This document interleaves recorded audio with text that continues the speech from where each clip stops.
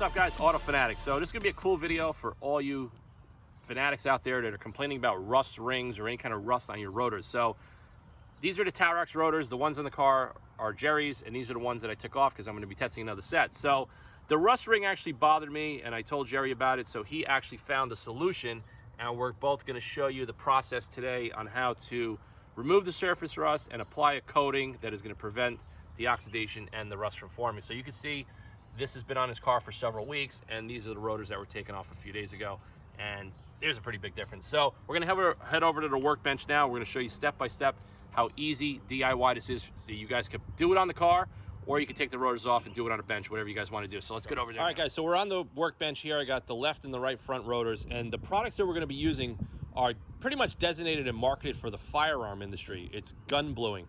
If any of you guys have firearms, I'll throw some photos in the video right now. It's like a black oxide finish that is almost like an anodized, but it's not, but it can be touched up easily. So the one we're gonna use here, we got two versions. We have Birchwood Casey. This is like a paste gun blue. And the other one is a liquid version by this brand here. And I'll put links to all of these products in the description of the video. And also, before we go forward, make sure you subscribe to the Auto Fanatic channel and set your notifications for the next Auto Fanatic video. So the process is gonna be, we're gonna scuff up and remove the surface rust with some Scotch-Brite pads and steel wool. We're gonna use some Guion Prep or an alcohol solution based on the directions, and then we're gonna apply the paste, and then Jerry says we gotta rinse it off. So we're gonna show you step by step. So Jerry just said that this is only made for iron and steel. It's not made for stainless steel and like aluminum, right? It's not gonna work on aluminum. Yeah, because it's chemically reacting with the iron, so you can't do this on, it has to be an iron product for the most part. Okay, so that's just before you go forward. Don't think that this is going to replace your black anodizing solution. We have other solutions for that, and that'll be in a future video showing you how to touch up black anodized hard coat real quickly. All right, so we're gonna get started. Jerry's gonna show us the process right here. So we're just using a light gray Scotch-Brite pad, and then we're going to just clean that surface rust off. Now, the reason why this causes a rusty ring is because when the rotors are machined, they machine them probably for universal applications, and the brake pad profile does not touch all the way over to the hat right here, which is I wish it did. So I don't really know why they don't plate the whole rotor completely. Some manufacturers do that, but this particular one did not do that. Now, Jerry, is that pad aggressive enough to get the surface rust off? Yeah, because I think we'll start with this and then just go to steel wool. I think it's probably the best way. What do you think? Yeah. I don't even think we need to vacuum this. What do you think? It's not that much. Well, I think with that, I don't think you probably want to get any dust off of here, even if you clean it up, because it'll react with that the chemical, and then it may be impregnated into the surface, you know. So we're gonna get the Milwaukee M18, the little miniature vac right here.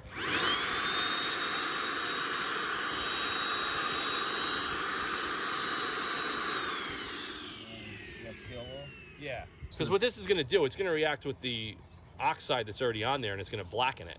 Almost like one of those rust products where you spray it on the rust and it turns it black, and it leaves a protective oxide finish. It's kind of similar to that. So it looks like you got it all off. I mean, it's mostly... I'm trying not to hit the end of it. So you could see, like I said, you could do this, guys, on your car, but if you have a set of rotors and you don't mind spending a weekend or a Saturday doing it, just pop your rotors off. It's very simple. You guys see it on my channel all the time. And take your time and do it on the bench. Yeah, I did it on the car. It wasn't crazy like hard. Years ago, a couple of times we had to touch up, you know, stuff like this on customers' cars. We would just mask it up, take a razor blade and cut it and spray it with high-temp paint, and it just never lasted. It was always just done in a pinch until the new rotors showed up. Well, hopefully, because what's going on here is it's actually, it's a controlled corrosion, a chemical reaction. Because I think what iron is Fe, iron oxide, like the red rust, is FeO3. When you do the black, the bluing, I think it's FeO4. So it's like, it's still corrosion, but it's a nicer, black corrosion that's more controlled. So that's exactly. I mean, that's the theory. I mean, and it probably has some sort of anti-corrosion properties built into it. I mean, because it's like anodization. You're corroding the surface to prevent oxidation on the bare metal. Yeah, so you see that there. So this is before. See that right there? And this is after. Before and after. All right, so we're gonna clean up some more corrosion with the Dremel and a wire wheel. Let's just see what that does. Yeah, that comes out nice, right? Yeah, that's perfect. That's what you want. You rotate them? Yeah. So just in order to do a good job, we just want to make sure all the corrosion is out of the pores of the metal. And then we're going to clean it. We're going to give it a little wipe with some methanol, which is good to clean metals, especially when you want to get everything off the surface. And we use that for welding. Is usually clean it with methanol, a wipe. I can't wait for all the people that see the videos telling us how crazy we are for doing this.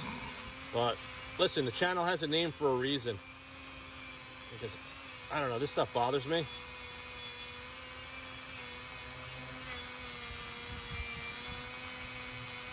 Okay. Are we almost there? Right here. Yeah, we're just gonna use do a methanol wipe. And that's pretty much it.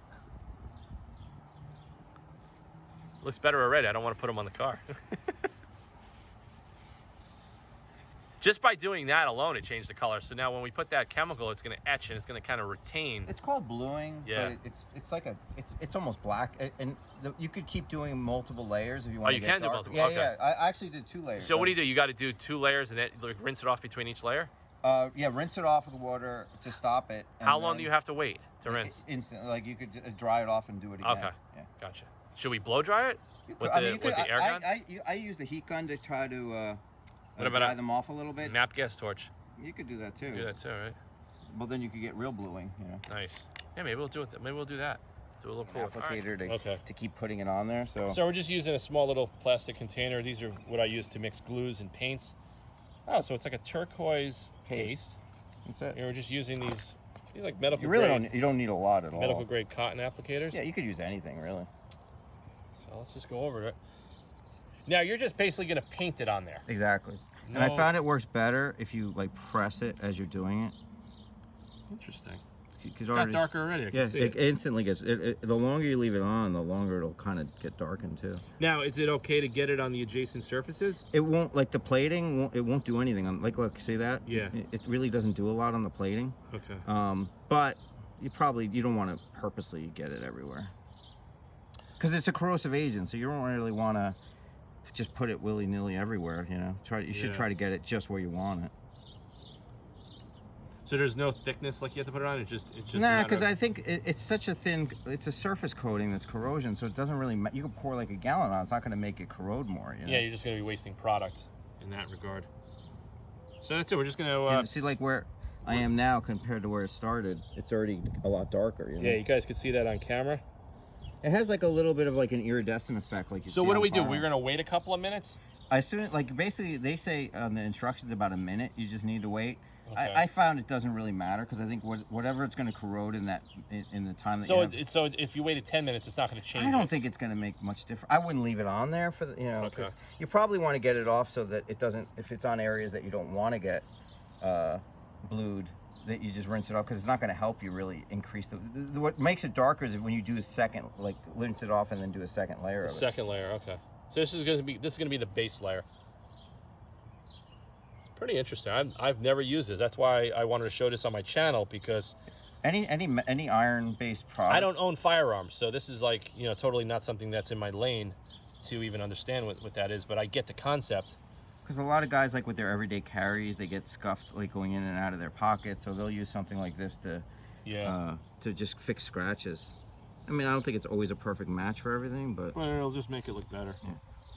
And like I said, guys with firearms are just as fanatic with guys with cars, and there's a pretty big overlap because I know a lot of my fans are. And this should be okay for brakes because of the heat. It's firearms. It's made for heat. So yeah, those guns get hot when you're shooting them. So there we are. So we're just gonna give it a rinse. You guys can see how dark it's got. It's got like it's really that worked quick. Yeah, it's really just corroding the surface. Wow. It's like the iron, like the bits you buy for the iron oxide bits and stuff. Just give it a rinse.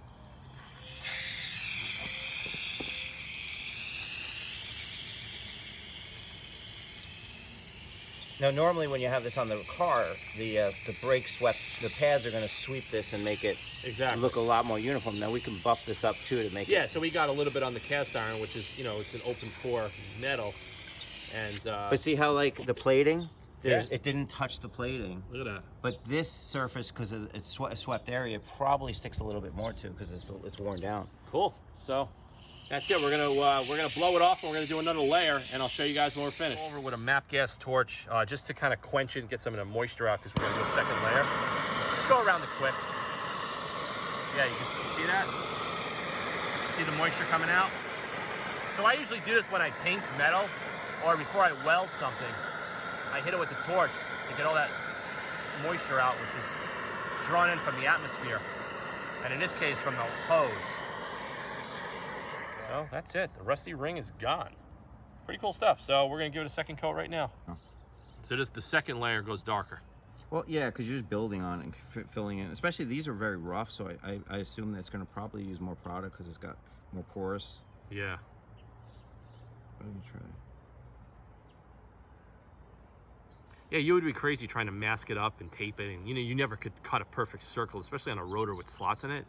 Unless you cut it, unless you had a vinyl shop cut you a stencil. Yeah, it's not for brake. It's not really worth it. No. The second you use it, it's gonna. Yeah, it's gonna make a totally uniform cut all along the mating surface. And on this is fine because the plating is actually good on the inside, so it's already it doesn't seem it doesn't affect it. So they planed down the rotor surface. It looks like it. But I don't know, for some reason they went too far. Not really sure why, but like I said, these are most likely universal blanks that are used on a multitude of cars. Like on an AMG, those brakes usually touch very close to the rotor hats. And on this particular car, in the Alfa Romeo, the pad profile is a bit smaller, and that's probably the variance that we're noticing, which is going to give you that 3/8 of an inch rusty rotor ring, which I just don't think it looks. So that's it, guys. This is the rotor finish. You can see the rust ring is gone. Both of these products, I will put links in the description. You could do this stuff yourself. It's very simple. You could do it on the car. Just use some Scotch-Brite, or just get yourself a Dremel with a little wire wheel, clean up the rotor, hit it with some alcohol, methanol, Guion Prep, whatever you guys want to use, and then just put this paste on according to the video. So stay tuned to the channel for more content, and thanks for watching this video. If anybody's got questions, feel free to email me, and I'll throw some photos at the end of this video showing the before and after and how good they look on Jerry's car. So thanks for watching. I'll see you guys in the next video soon.